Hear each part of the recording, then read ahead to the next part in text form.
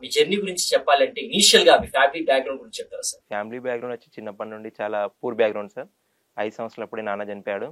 ముగ్గురిని అమ్మ చాలా కూలి పనులు చేసుకుంటూ పెంచింది. స్కూలింగ్ వచ్చేసి మొత్తం 10th వరకు గవర్నమెంట్ స్కూల్స్లో చదివాను, with including 6th to 10th వరకు గవర్నమెంట్ హాస్టల్లో చదివాను.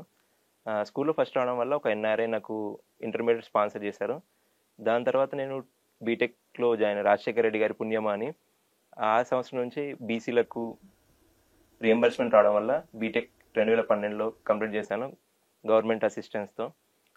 అదే కాలేజీలో 2012లో ఫ్యాకల్టీగా జాయిన్ అయ్యి కంటిన్యూ అవుతూ 2014లో నా ఎంటెక్ కంప్లీట్ చేశాను. అలానే ఫ్యాకల్టీగా మరియు కొన్ని ఇన్స్టిట్యూట్లో లెక్చరర్గా వర్క్ చేస్తూ 2016 వరకు నా ప్రైవేట్లో జర్నీ సాగింది. 2016లో ఫస్ట్ టైం నా గవర్నమెంట్ జాబ్ రైల్వేలో వచ్చింది. గ్రూప్ డి జాబ్ మన్మాడ్ దగ్గర చేశాను. 2017లో త్రూ గేట్ బిఎస్ఎన్ఎల్లో జేటీఓగా ఎంపికయ్యాను. అది కేరళ రాష్ట్రంలో చేశాను. 2018లో 2 పిఎస్సిలో ఈసీఎల్ అండ్ ఎన్టీపీసీలో సెలెక్ట్ అయ్యాను. ఈసీఎల్లో ఒక 1-2 months చేసిన తర్వాత ఎన్టీపీసీలో యాజ్ ఎగ్జిక్యూటివ్ ట్రైనీగా జాయిన్ అయ్యాను. దాదాపు 5 సంవత్సరాలు నాగ్పూర్లో పోస్టింగ్ ఉండడం వల్ల అక్కడి నుండి 2024లో రామగుండంకి ట్రాన్స్ఫర్ అయ్యాను ఎన్టీపీసీలోనే. ప్రస్తుతం నేను ఎన్టీపీసీ రామగుండంలోనే డిప్యూటీ మేనేజర్గా వర్క్ చేస్తున్నాను. 2024లో నాకు దాంతోపాటు ఐఎండీలో కూడా వాతావరణ శాఖలో అసిస్టెంట్ సైనిక్ జాబ్ వచ్చింది.